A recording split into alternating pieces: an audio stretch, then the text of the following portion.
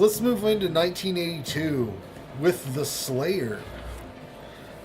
Siblings Eric and his surreal artist sister Kay, her doctor husband David, her sister-in-law Brooke, along with pilot Marsh, become stranded on a rugged Isle face-off against a supernatural beast drawn to Kay who dreams of its killings.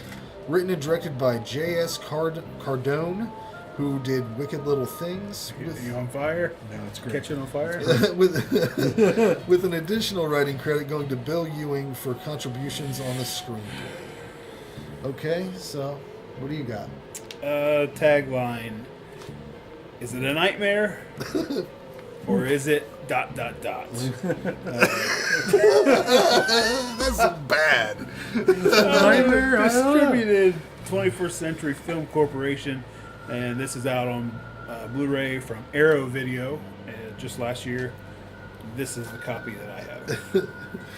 So I kind of just wrote notes down as I was going. You didn't like this one, did you? I think I did. You didn't like this. I did. Let me see here. I did. It's a glass of water. Yeah. I wrote down here I don't know 34. what's that Glass mean? of a glass of water is. You're not gonna tell anybody about a glass of water. You're not thirsty anymore. You watched a horror movie. If you are in the mood to watch a horror, but Jared said it last time. If you're in the mood to watch a horror movie, this will get you through. This will get your thirst. But you're not gonna go, hey Jason, guess what I just drank? You know, it's what it is. 34 minutes in, I'm like, I'm still waiting on the supernatural part of this killer because they described it as a supernatural killer. And it almost seemed like it could have been the same dude from Black Christmas that you never see. I've seen 2 kills, one with a fucking paddle, that's not supernatural, and one with an attic door that cuts the dude's head off, which was pretty cool. When Kay dreams of kissing her husband's severed head, the dude is blinking. Like actively going at it. I was laughing. I mean, you took the time to set this dude up. You took the time to set this dude up to look like his head's cut off. Give him another take, guys. You can get it. Hold the eyes open, Jerry. All right, I got it. You got it. But that dude, Kay's husband David, is played by Alan McRae, who is the father of Rocky, Colt, and Tum Tum, a.k.a. the 3 ninjas in every movie. I was like, that was another one. Where's that guy from? I've seen him somewhere. He's the dad of the 3 ninjas. God, not even remember. Like I've seen 3 Ninjas growing up. It's I couldn't tell you one thing. I've watched it recently because I make my kids watch all that old shit. Yeah. But as I'm watching this movie, I could swear that Kay's hair kept getting bigger and redder, bigger and redder. By the time it's humidity change. Yeah, and I swear I saw somewhere that they filmed this in a linear fashion. So it's like, so I'm just imagining they're out on this island in fucking, I think Georgia is where they were at or some shit, just getting huge hair. The funniest thing is this dude goes outside, pops off 2 flares, and then just waits. Like, cool, we're cool. And then, like, later on, he's like, I guess they didn't see the flares. Like, that, of course they fucking did. You stood out in the middle of the dark, you're on an island in the middle of nowhere. 2 flares. Of course they didn't fucking see that shit. Yeah, I'm still waiting on supernatural shit to happen. Eric gets killed with fishing hooks and line, but there's nothing supernatural there. The first time that potentially something supernatural is happening is the pitchfork scene. It seems like it's maybe floating on its own. I'm not sure if it's supposed to be floating on its own.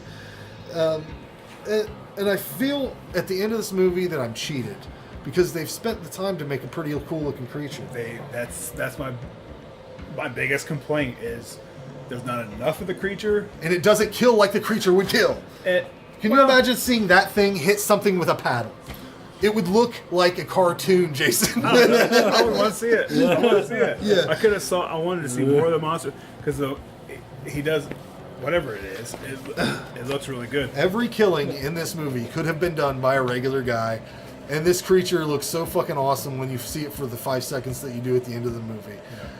And they didn't implement any of its claws or teeth. Just disappointing.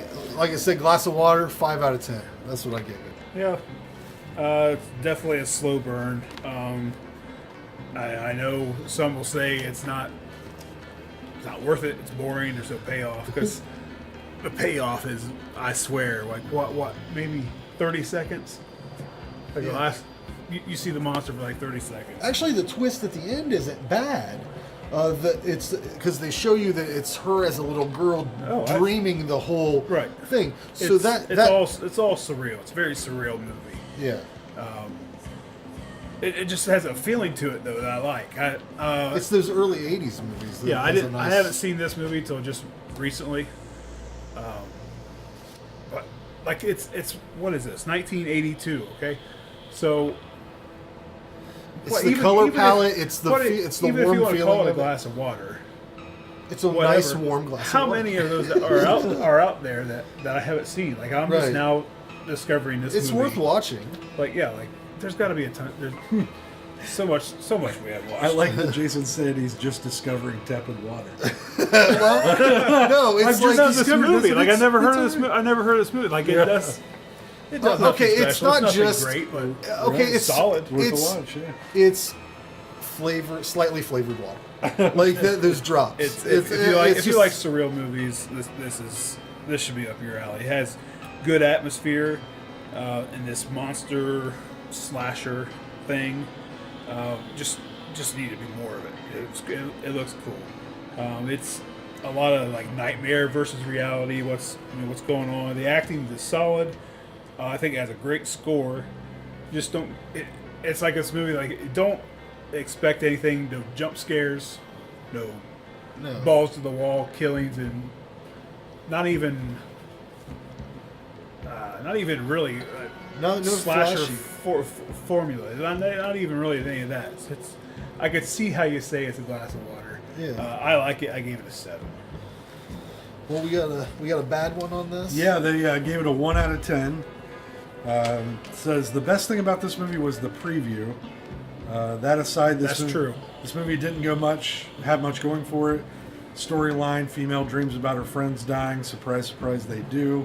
The thing is, when you only have 3 friends, it doesn't last very long. Yeah. Yeah, that's true. That's the thing that annoyed me the most, besides the ending of the film. Now I've seen it all. Well, the ending's good. I don't know why. That is a good way to end that. I don't know if there were one. I mean, maybe they had plans to make a sequel and they were going to involve that monster through the whole fucking thing. But regardless.